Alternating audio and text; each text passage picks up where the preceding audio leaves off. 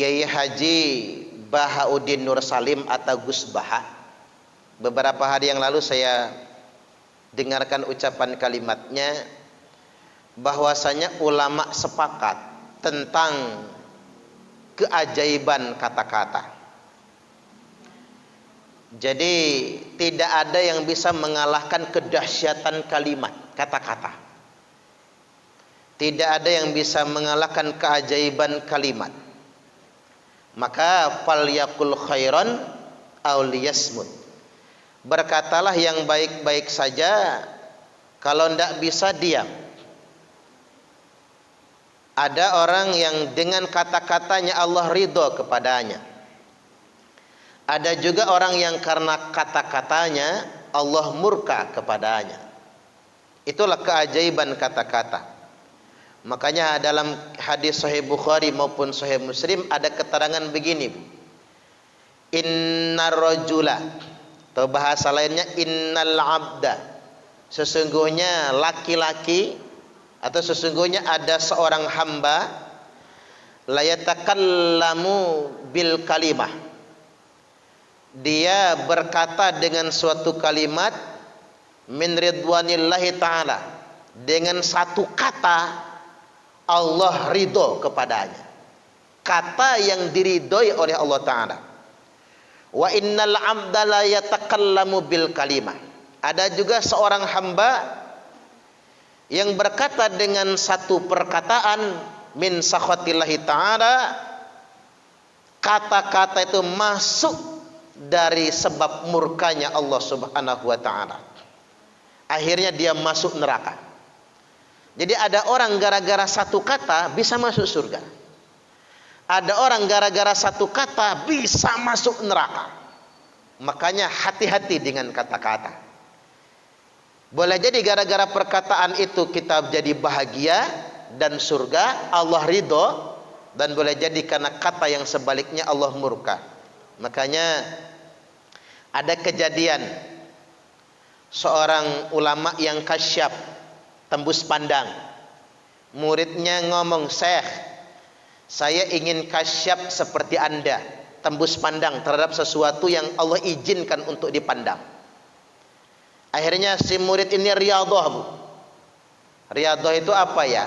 Berjuang, latihan, tirakat gitu, agar dia bisa kasyaf juga.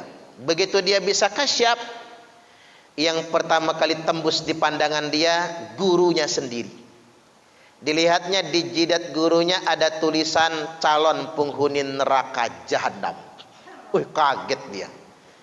Pikir si murid, jangan-jangan ini belis yang menyilaukan pandangan saya. Dia sholat malam minta petunjuk pada Allah, begitu ditunjukkan benar gurunya calon penghuni neraka. Akhirnya dia mikir, Bu, ngapain saya ngaji sama calon ahli neraka? Kan salah. Akhirnya dia malas ngaji, berhenti pengajian. Gurunya nyari-nyari, kok si Fulan gak pernah berangkat, hilang. Suatu hari kepergok sama gurunya, "Kamu kemana saja? Kok gak berangkat pengajian?" "Mohon maaf guru," kata dia, "pertama kali saya kasyaf, yang saya lihat adalah Anda. Dan saya lihat di kening Anda ada tulisan calon penghuni neraka jahanam. Ya berhenti saya pengajian. Ngapain saya ngaji sama calon penghuni neraka?" Gurunya ketawa. Apa kata gurunya? "Gua mah udah tahu kali. Dari dulu saya sudah tahu," kata gurunya, "kalau saya ini bakal masuk neraka."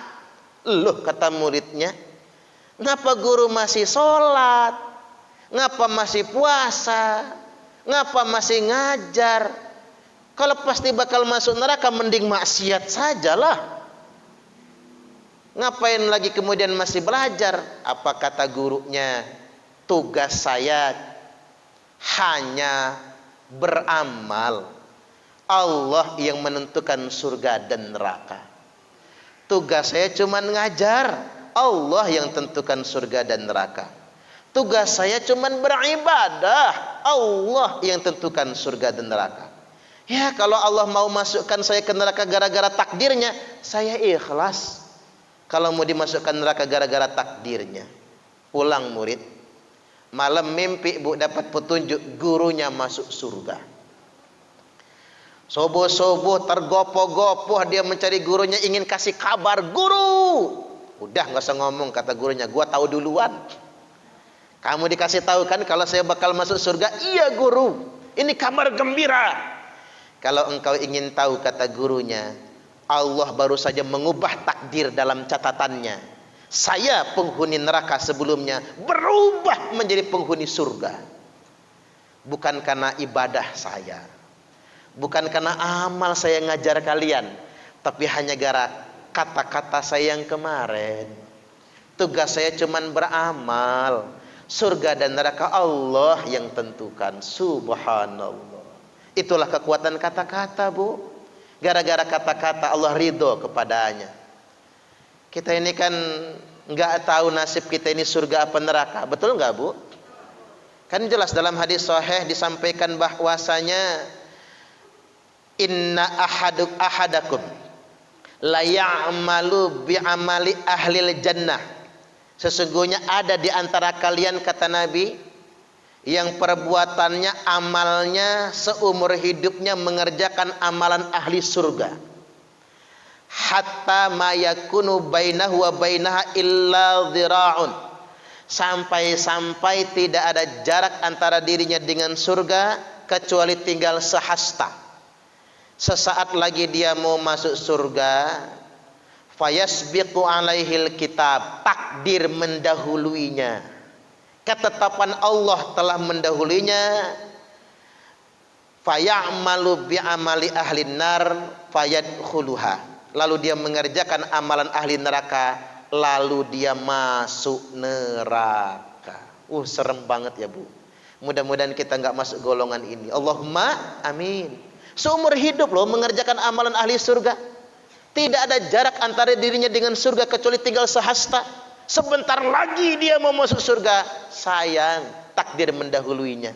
Dia kerjakan amalan ahli neraka, lalu dia masuk neraka.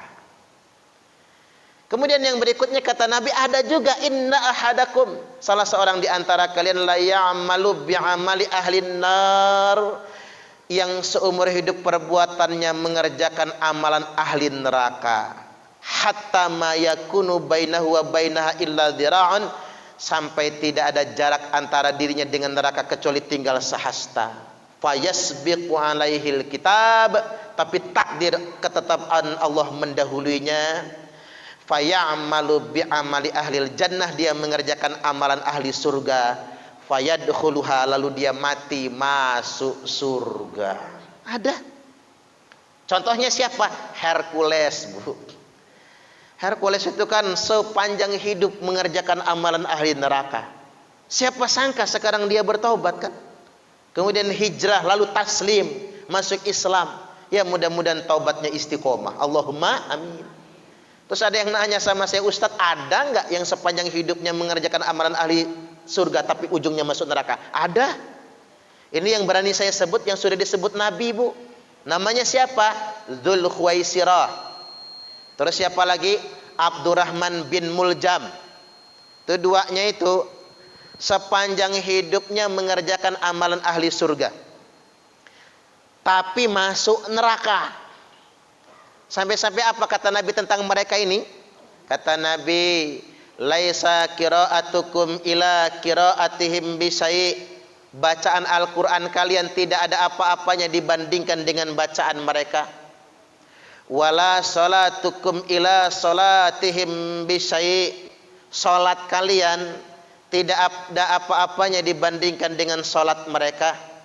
Wala siyamukum ila siyamihim bisai'. Puasa kalian tidak ada apa-apanya dibandingkan dengan puasa mereka.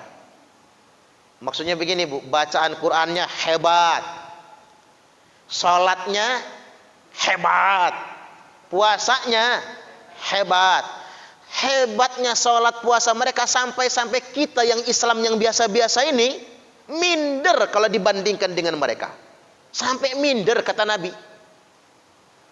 Jadi kita nggak bisa menyaingi bacaan Quran mereka, tidak bisa menyaingi sholat mereka, terutama sunnahnya bu, tidak bisa menandingi puasa mereka, tapi kilabunar mereka menjadi anjing-anjing neraka. Lu ngapa? Karena dia merasa paling beriman sendiri, yang lain kafir semua. Ujung-ujungnya dia mati mengerjakan amalan ahli neraka.